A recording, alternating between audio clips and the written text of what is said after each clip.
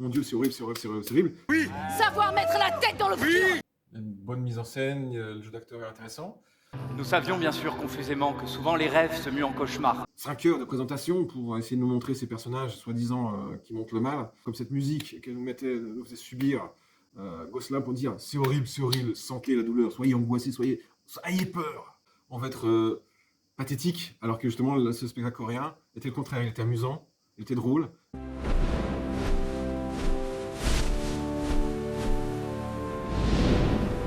Chers amis de la culture, défenseurs du théâtre, pourfendeurs des arts, bienvenue.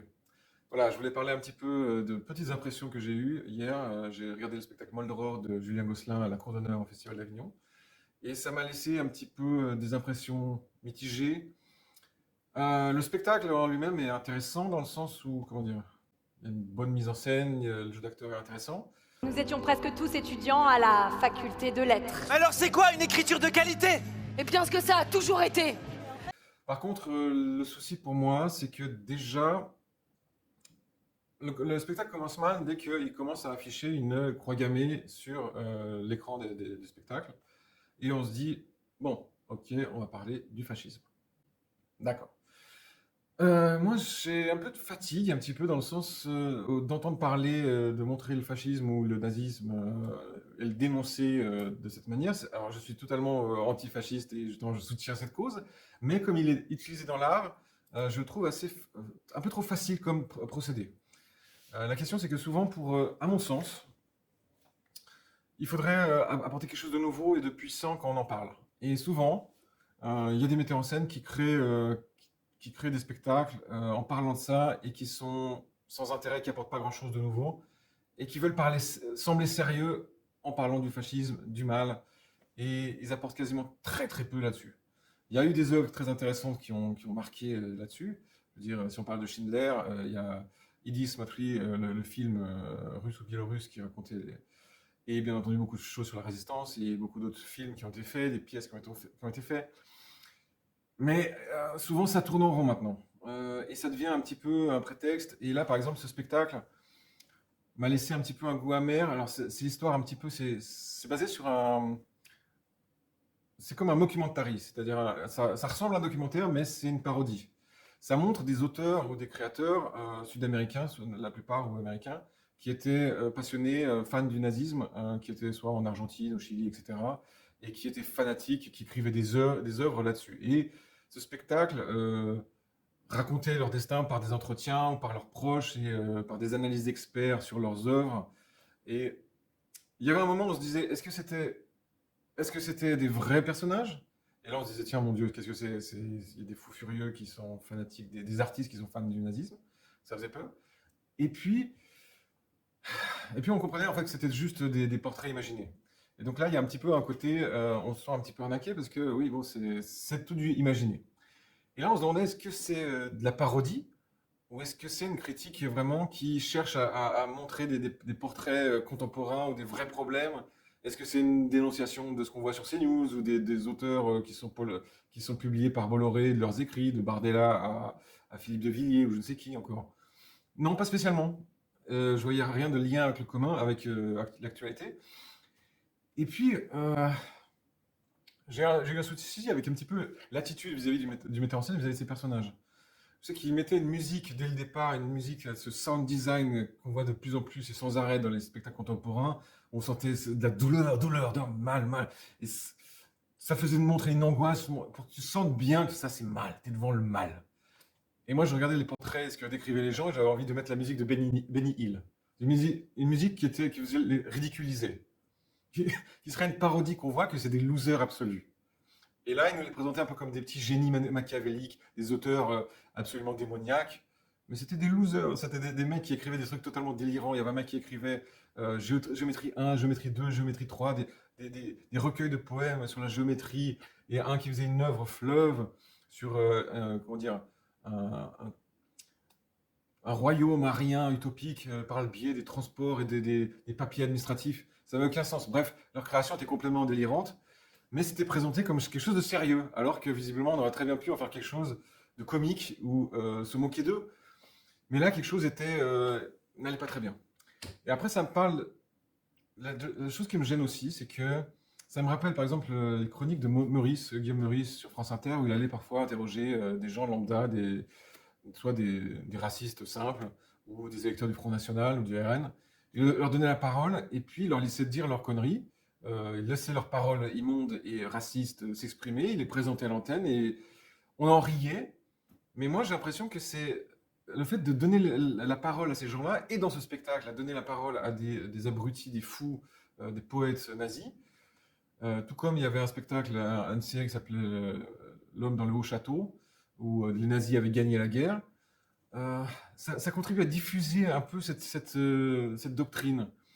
Et je pense que c'est pas quelque chose qu'il faut laisser, comment dire, se diffuser. Parce que ça peut gagner. Et ça pollue.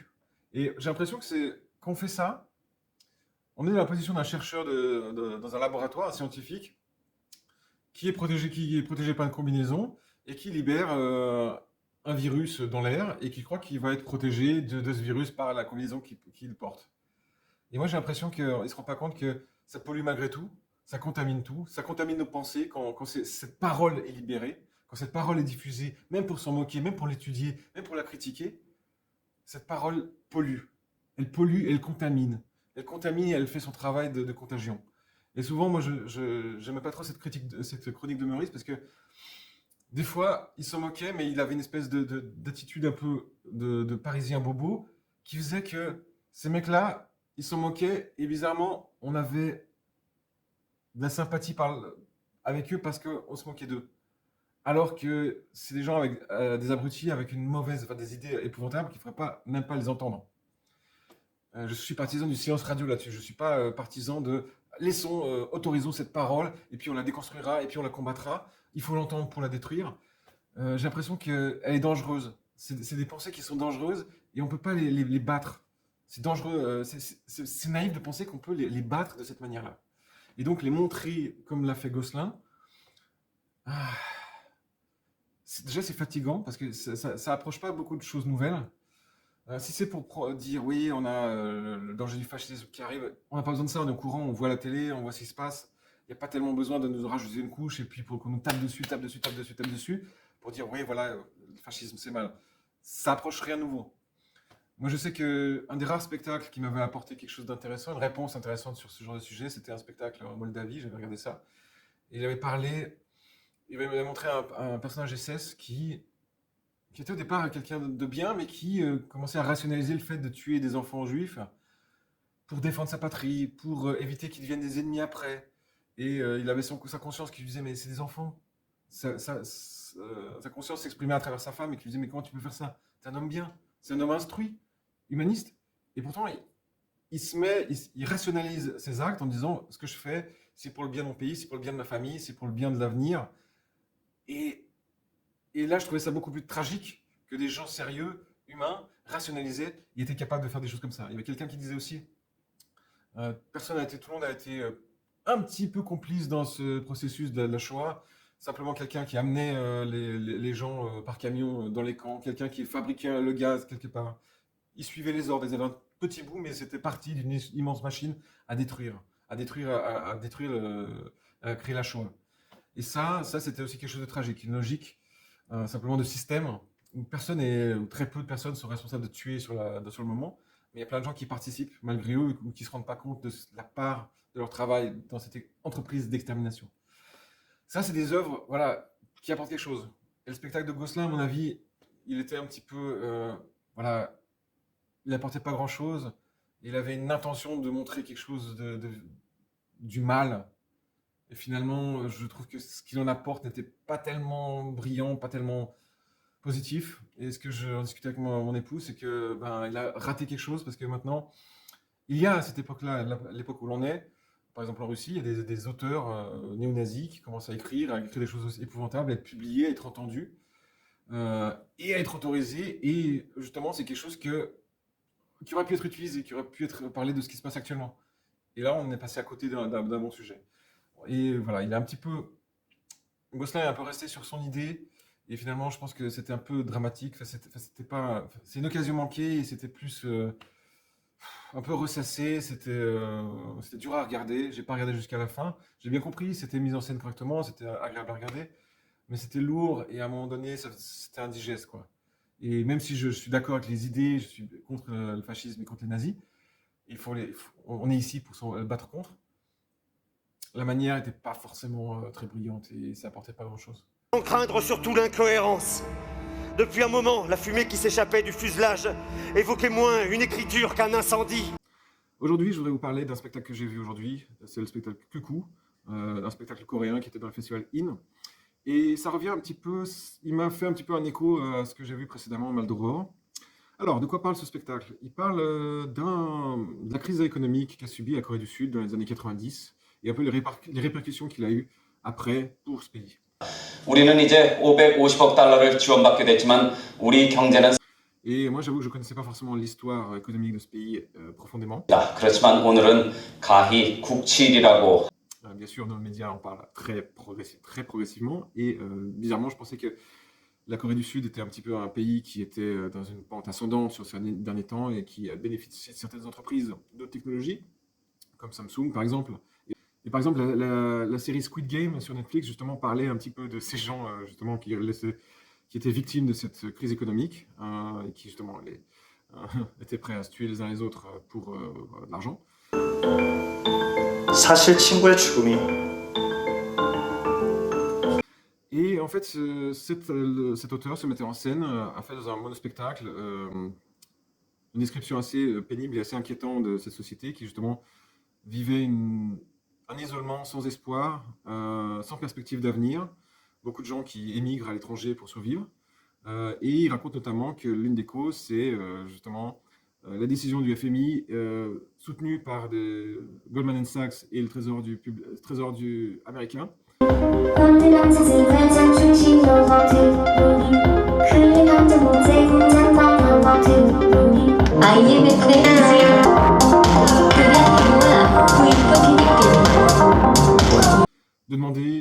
De donner une aide financière à la Corée du Sud, mais contre des conditions absolument épouvantables, d'ouvrir leur marché intérieur et notamment d'accorder des prêts à des montants qui peuvent être de 20, 30, 40%, destinés à mettre en faillite les entreprises coréennes.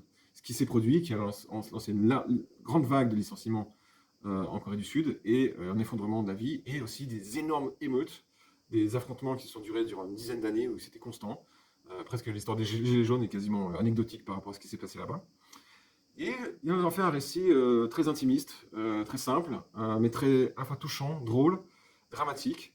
Et il utilisait la métaphore d'un autocuiseur local, le Cuckoo, qui est justement une espèce d'autocuiseur de riz que tous les foyers coréens ont depuis 20 ans maintenant. 그리고 내 오른쪽에 있는 쿠쿠르 사나이.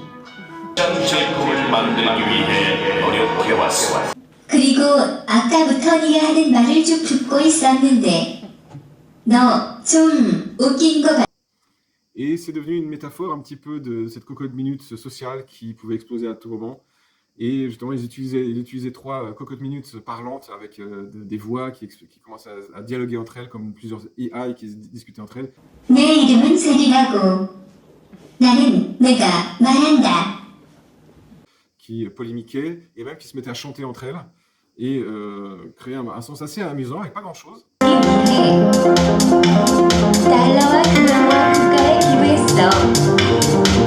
Et c'était très original, très simple et on reconnaît un petit peu cette touche qui, justement, culturellement, est la marque un petit peu d'une culture coréenne qui propose des choses assez originales et différentes. Je parlais de Squid Game, mais je crois qu'il y a pas mal de séries, il y a pas mal de... Bon, à part la K-pop aussi, qui devient très populaire. Il y a beaucoup de choses dans la culture qu'ils proposent et qui sont assez originaux et qui m'ont fait un petit peu encore plus être en colère par rapport au spectacle Mal d'Aurore que j'ai déjà critiqué ici, de Julien Gosselin, qui était énormément défait et avec une grande prétention de chercher le mal, d'étudier le mal, de trouver la racine, très grandiloquent, qui montrait d'immenses moyens pyrotechniques, on va dire, où c'était vraiment un show et des grands écrans, des grands effets vidéo, et puis vraiment Une lutte armée qui devait nous apporter des temps nouveaux et 5 heures de présentation pour essayer de nous montrer ces personnages soi-disant qui montrent le mal.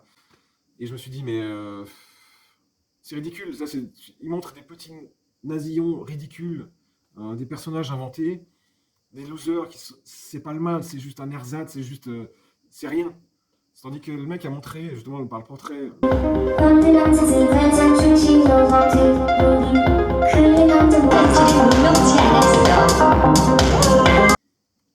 c'est financier. Ces gens-là qui, d'un coup de contrat, te détruisent une économie, te détruisent un pays, te ravagent une société en quelques coups de crayon, par des conditions épouvantables, ils te déciment un pays. Et ça, c'est le vrai mal. Et ils sont souriants, ils n'ont pas l'air d'affreux.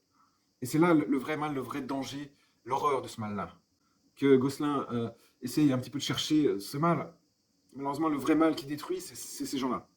Et c'est eux qui sont les responsables, notamment des hausses qu'on observe chez nous, du RN, parce qu'il y a une grande pauvreté, il y a une grande chômage, il y a une détresse, il y a une asphyxie globale. Et ça, c'est des gens comme ça qui les provoquent. Et quand ils cherchent à voir ces petits nasillons de troisième ordre dont personne n'aura jamais entendu parler, d'auteurs, de fanboys qui font du cosplay de Hitler ou qui écrivent l'histoire imaginaire d'Hitler, c'est ridicule. C'est pas eux le vrai problème. Le problème, c'est là-bas. Et je pense qu'un petit peu en France, quand on parle un petit peu de mal, on se trompe d'endroit, quoi. Et que dans l'art, il y a des gens comme Vinever qui a parlé du travail et qui en a très bien parlé. Mais là, il y a une espèce de prétention à aller essayer de voir, et on se gourde d'endroit. Mais on se gourde de cible parfois, et on se gourde un petit peu de diagnostic. On va être pathétique, alors que justement, ce spectacle coréen était le contraire. Il était amusant, il était drôle, mais il parlait parfois du suicide et de la disparition du meilleur ami du héros. Mais pourtant, il trouvait un contraste qui était toujours présent pour nous faire adhérer à ce message. Il n'essayait pas de nous dire « Mon Dieu, c'est horrible, c'est horrible, c'est horrible, c'est horrible ». Non, il trouvait un moyen plus sympathique et plus adroit, plus malin et plus parlant. Parce que le contraste, mon professeur me disait toujours « Écoute, si c'est quelque chose de dramatique, mets une musique marrante, mets la cucaracha, mets quelque chose, mais pas un truc dur comme cette musique que nous faisait subir Gosselin pour dire « C'est horrible, sentez la douleur, soyez angoissés, ayez peur ». Et là, non, c'est de l'antithéâtre, c'est pas ça le théâtre. C'est pas comme ça qu'on fait naître des grandes émotions puissantes. Et je pense que c'est un péché que certains auteurs ou metteurs en scène français ont. Et j'espère que ça traînera pas parce que c'est un peu une perte de temps. Enfin bon, chers amis, malheureusement ce spectacle vous ne pourrez pas le revoir parce que c'était la dernière aujourd'hui. Mais toujours est-il que celui-ci est quelque chose d'intéressant à voir et j'espère que vous verrez quelque chose d'autre de passionnant. Allez, restez branchés et à la prochaine.